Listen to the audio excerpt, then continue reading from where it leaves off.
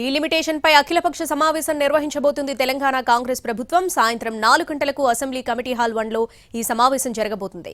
Deputy CM Bhatti Vikramarka, senior నేత జానారెడ్డి సమావేశానికి అధ్యక్షతన వహించనున్నారు. విపక్ష నేతలకు ఫోన్ చేసి సమాచారానికి ఆహ్వానించారు భట్టి.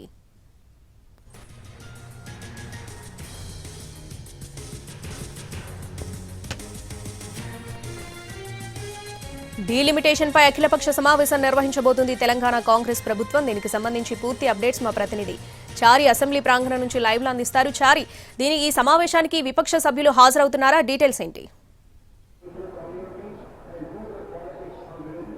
ప్రభుత్వం నియోజకవర్గాల పునర్విభజనపై అఖిలపక్ష సమావేశాన్ని నిర్వహించాలని నిర్ణయించుకుంది. ఇందులో భాగంగానే ప్రతిపక్ష పార్టీలకు ఇప్పటికే 2 పర్యాయాలుగా లేఖలు కూడా రాశారు. ఇటీవల జానారెడ్డి నివాసానికి వెళ్ళినటువంటి డిప్యూటీ సీఎం భట్టి విక్రమార్క ఈ సమావేశ నిర్వహణకు సంబంధించి ఎజెండా మీద కూడా చర్చించారు. 4 గంటలకి అసెంబ్లీలో ఉన్నటువంటి కమిటీ హాల్ 1లో ఈ అఖిలపక్ష సమావేశం ఏర్పాటు చేయాలని నిర్ణయించుకున్నారు.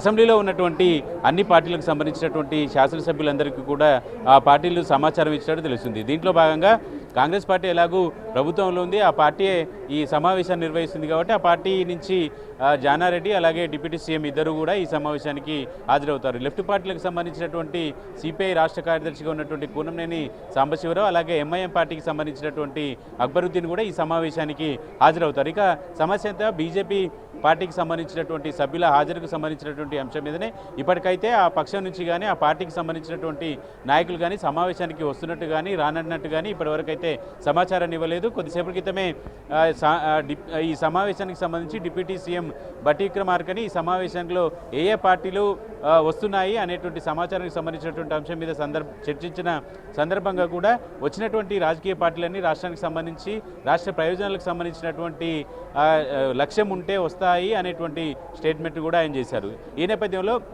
మరి కాసేపట్లో అసెంబ్లీ కమ్యూనిటీ హాల్ 1లో జరిగేటువంటి సమావేశానికి పార్టీ నుంచి ఏ పార్టీ నుంచి ఎవరు వస్తారు, దీనికి సంబంధించి ఎజెండా ఎలా ఉంటుంది అనేటువంటి అంశాలన్నిటి కూడా చూడాలి.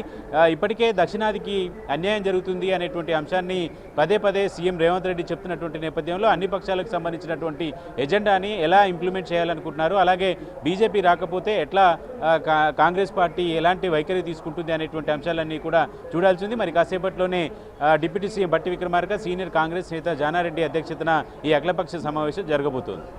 Right Chari, thanks for the updates.